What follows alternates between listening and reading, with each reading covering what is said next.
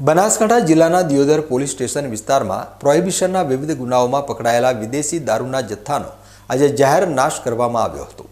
લાંબા સમયથી પોલીસ કસ્ટડીમાં રહેલા ગેરકાયદેસર જથ્થાને કાયદાકીય પ્રક્રિયા પૂર્ણ થયા બાદ નષ્ટ કરવાનો નિર્ણય લેવાયો હતો।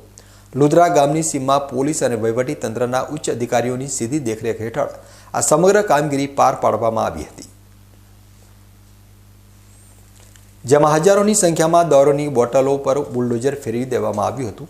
દિયોદર પોલીસ સ્ટેશનમાં છેલ્લા 2 વર્ષ દરમિયાન પ્રોહિબિશન એક્ટ હેઠળ નોંધાયેલા અલગ અલગ ગુનાઓમાં જપ્ત કરાયેલ કુલ 7397 નંગ વિદેશી દારૂ અને બિયરની બોટલોનો નાશ કરવામાં આવ્યો છે, જેની અંદાજિત બજાર કિંમત 22,44,795 રૂપિયા જેટલી થવા જાય છે। દિયોદર નાયબ પોલીસ અધિક્ષક શિલ્પા ભારાઈ, પીઆઈ વિજય પ્રજાપતિ તેમજ પ્રાંત અધિકારીના સ્ટાફની હાજરીમાં આ મસમોટા જથ્થાને જમીનદોસ્ત કરવામાં આવ્યો હતો। હાઈવે અને સરહદી વિસ્તારોમાંથી પકડાયેલા માલને નષ્ટ કરી પોલીસે દારૂબંધીના કડક અમલનો સંદેશ આપ્યો છે।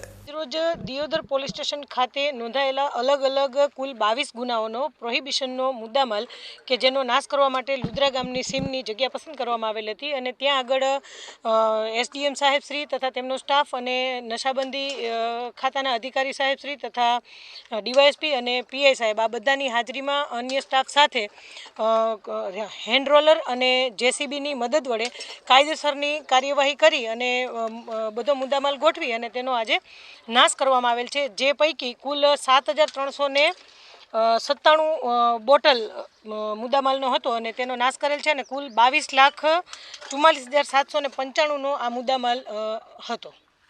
આમ 22 લાખથી વધુની કિંમતના દારૂના જથ્થાનો નાશ કરીને તંત્રએ બુટલેગરો અને ગેરકાયદેસર પ્રવૃત્તિ કરનારા તત્વો સામે લાલ આંખ કરી છે। લુદ્રા ગામની સીમમાં જે રીતે દારૂની બોટલોનો કચરઘાણ કાઢવામાં આવ્યો તે દ્રશ્યો સોશિયલ મીડિયામાં પણ વાયરલ થયા છે।